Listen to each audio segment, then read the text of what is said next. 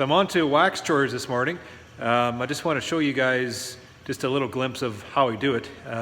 It's nothing really too complicated. I just use a stainless steel water jacket sump, keep it at 175 and melt out the wax, pour it into the molds. I have one customer wanting 45-pound blocks and I have another customer wanting 2-pound blocks right away.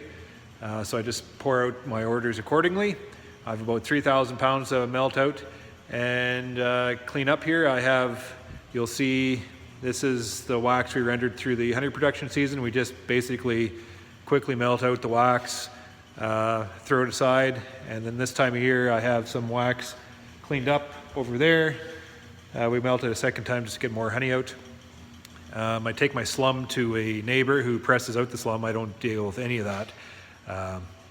He does a really good job and extracts all of it. But I just take the best top end of the wax and I get a premium price for it. Here's my wax melter. Stainless steel water jacket sump. I have it set at just over 175 there. Wax ready to pour.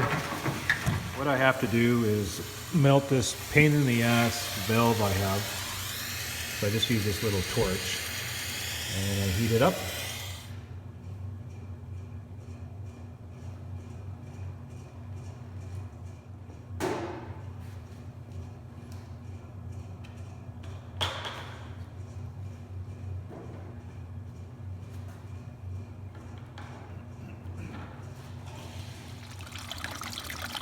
Because I don't strain my wax, I always pour it through this little simple kitchen strainer, and you can see little specks of slum in there yet. Just catches anything that the tank doesn't settle out properly.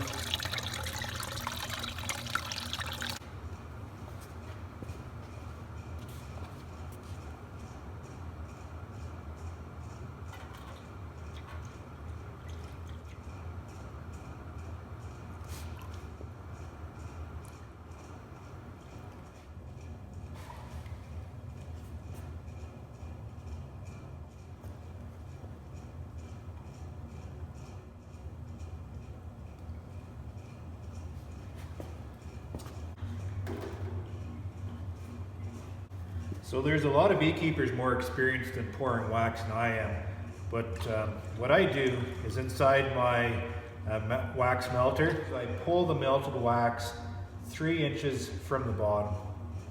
I don't pull the wax right from the bottom of the tank, and I have about an inch layer of water, and the water helps zap that honey out of the wax, and by pulling 3 inches up it helps settle out that honey and any slum that remains in that wax. And when I'm pouring, I'm going to show you, there'll be little specks of honey yet in this wax, and it'll settle into a little honey layer at the bottom. So when I pour my wax, I won't pour the whole pail out. See, there's just a little bit of honey on the bottom, and that I pour back into the tank. So then I have absolutely clean poured wax molds. You don't need to spend a lot of money to render wax. You don't need high-tech equipment or anything. You just basically need something to contain the melted wax and some method of straining and pouring into molds. That's basically all there is to it. Leave the hard stuff to guys who are set up to render wax, like the slum gum and such. Like, I don't bother dealing with that. I send it to my neighbors to extract that wax.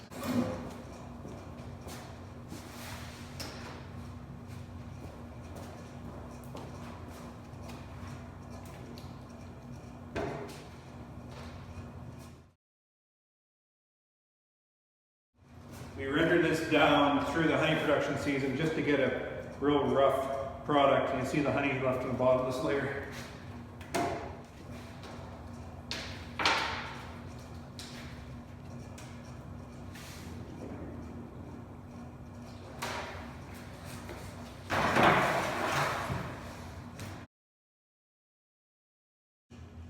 So there you go, just an example of a very low-tech wax rendering system.